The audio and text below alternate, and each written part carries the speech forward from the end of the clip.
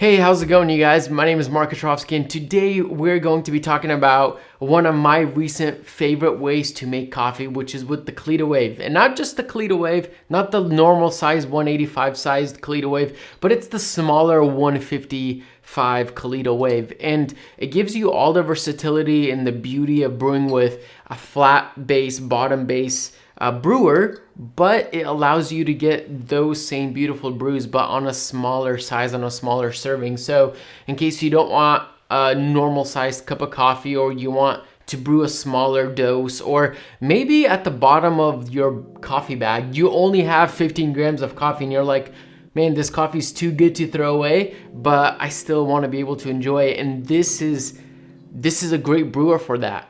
So to get the fundamentals, specifications of this brew down, we're gonna go with our water temperature right off of boil at 212 degrees Fahrenheit.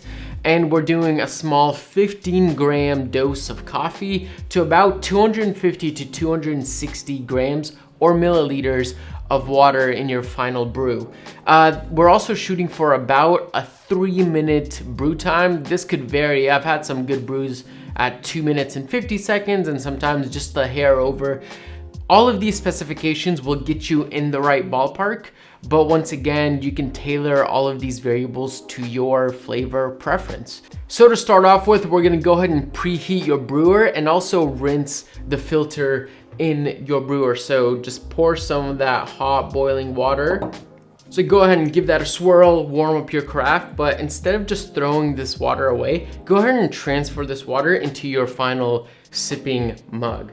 This will go ahead and start getting your mug a little warm and ready for your finishing brew. Because of the smaller form factor of the Kalita 155 brewer, you don't have very much space or room to pour water over your grounds, let alone with the ridges of the Kalita Wave filter. It definitely doesn't give you very much room. So what I like to do, and what I've recently kind of experimented with, is just pressing down the ridges of the filter to the walls of the brewer. That way you get a little bit more surface area to pour.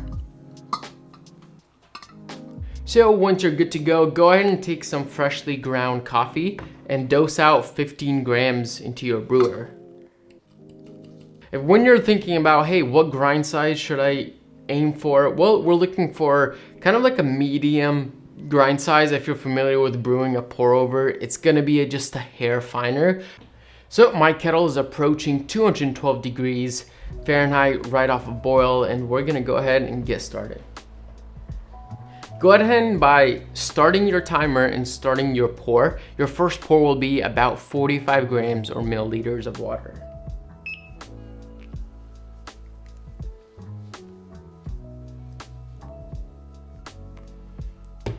Go ahead and give it a stir once that's done.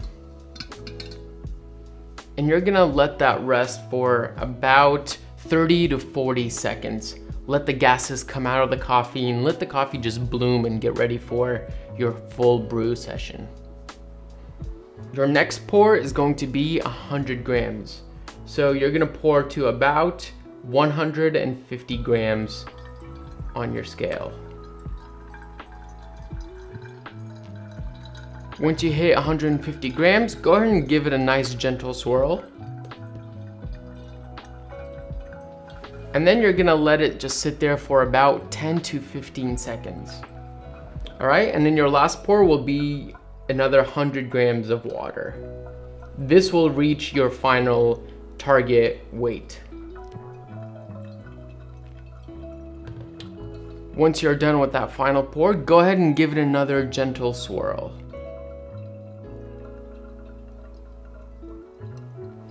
And that's just about it. Now we're just gonna wait until all the water has drawn down. Once again, you're gonna aim for about 3 minutes on your total brew time.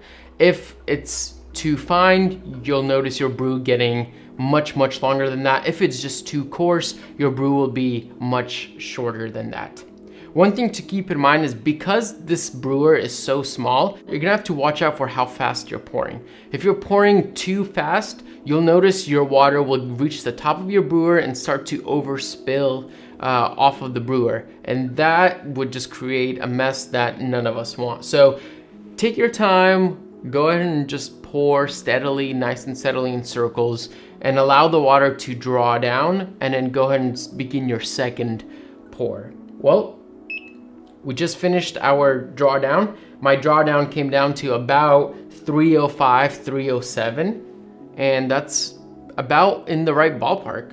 Go ahead and give this a nice swirl. So tasty. Now, before you transfer it into your cup, remember you have some hot water left over in there. Go ahead and dump this out before pouring your tasty brew in here. When you're ready, go ahead and pour that right in there. And now you're gonna wanna evaluate your cup. Now, once you taste your coffee, if it's tasting a little too bitter or a little harsh on the mouth, you might have over extracted your coffee, which means you might wanna grind just a little coarser. Now, if you tasted this and it's just way too sour or thin, doesn't have much substance, you're gonna wanna fine up your grind just a hair. Once again, you can adjust all of these parameters to your liking. If the coffee is too strong, you might wanna add a little bit more water at the end.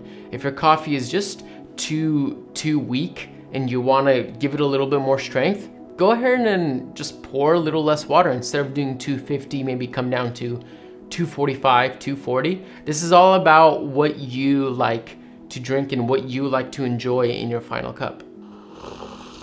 If this was somehow beneficial to you, go ahead and give this video a like. Feel free to comment your thoughts. Do you brew like this? Maybe you have some questions about brewing like this. Otherwise, you guys, thank you guys so much for watching, and we'll see you guys in the next one.